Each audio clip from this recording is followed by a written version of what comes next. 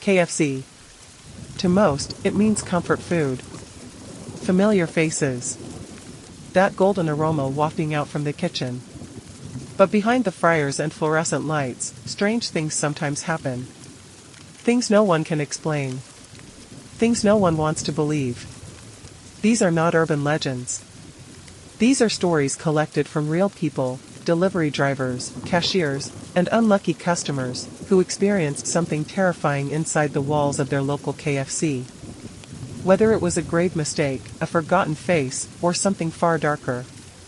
These are stories that stick with you long after the grease cools. 3 tales, all deeply disturbing. And all very real. Let's begin. Story number 1, The Haunted House Delivery. Jared was used to weird orders. He worked for a third-party delivery app, and KFC was one of the most popular options late at night. College kids, drunk partiers, shift workers, you name it.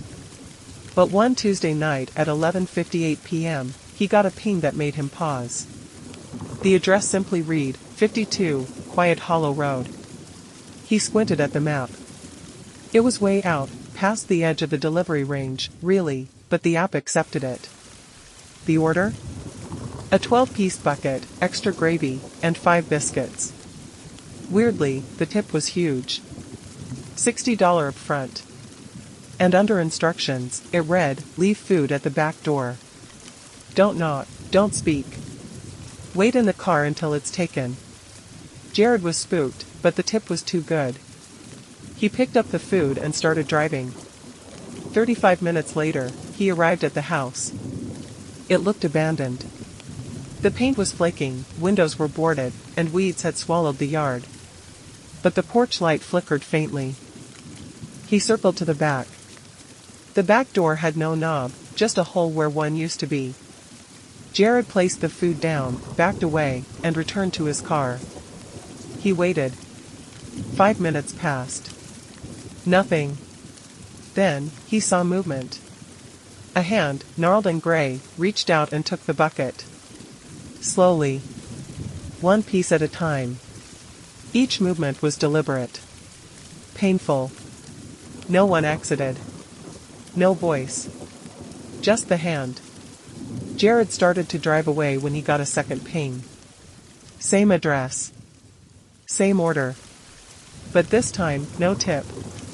And in the instructions, you're late. Return. Knock 3 times. He didn't accept.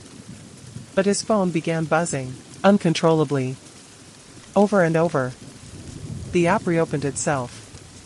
Orders stacked up, all from the same address. He deleted the app. Turned off his phone. When he got home, a paper bucket was waiting on his doorstep. Still warm. He opened it. Inside wasn't chicken. It was fingers. 5 of them.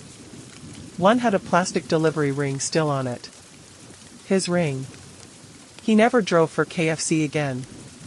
Story number 2, The Fake Employee. Renee worked the lunch rush at a busy KFC in Los Angeles. The job was fast-paced and loud, but she liked it. Her coworkers were chill, and the regulars were mostly harmless. Except for the man in the hallway. He showed up one Thursday afternoon. Tall. Dirty. Wearing a red KFC polo from what looked like the 90s. No one recognized him, but he moved like he belonged. Wiping trays. Stocking napkins. Saying nothing. Everyone assumed he was new. Until the manager, Rick, asked, who hired the new guy? Nobody had. They reviewed the cameras. He wasn't on any footage. He simply appeared halfway through the shift. That night, the closing crew said he stayed behind. Just doing inventory, he whispered. But the next morning, the freezer was trashed. Boxes torn. Raw chicken smeared along the floor. The words "feed him" scratched into the steel door. Police were called. They found nothing. The man hadn't been seen since. Then Renee began finding strange things in the back. Greasy footprints that led nowhere. Shadows that didn't belong to anyone. The sound of someone whispering fry orders in the empty walk-in. One night she opened the supply closet and found a pair of old KFC employee shoes. Inside was a note, still on shift. Clock me out. The next day, she quit. But occasionally, on slow afternoons, customers ask about the tall man who cleaned their table. The one with the old uniform. No one knows what to say. Because no one's hired him. Story number 3, The Corner Eater. Todd worked night shifts alone. It was a small KFC tucked between a pawn shop and an abandoned theater. Not much foot traffic. Mostly drive-through. Except for the man who came inside. He wore a hoodie. Jeans so dark they looked wet. He never spoke. Never ordered. Just stared at the menu until Todd asked if he could help. Then he'd point at a bucket meal. Todd would ring it up. He paid in cash, old, crumpled bills. Never took change. Here's the strange part, he didn't sit at a table. He'd carry the bucket to a dark corner of the dining area, sit cross-legged on the floor, and eat. No tray. No napkin. Just fingers and grease and slow chewing. Always the same corner. Always the same blank stare. After he left, the floor would be filthy. Grease smears, tiny chicken bones, sometimes even fingernail clippings. It happened every Friday at 1:11 a.m. One night, Todd decided to confront him. He asked, "Why do you sit there?" The man slowly turned and said, "I was told to." "By who?" The man smiled. Bits of flesh stuck in his teeth. "By the one under the fryer." The next day, the floor corner was burnt. Like it had been seared. No fire alarms had gone off. Todd checked under the fryer.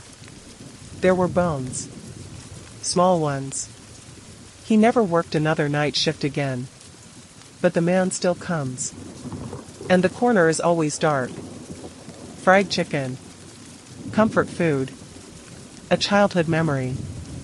But sometimes, the places we think of as safe hold the darkest secrets. These stories may sound unbelievable, but they come from real people who lived through something unnatural.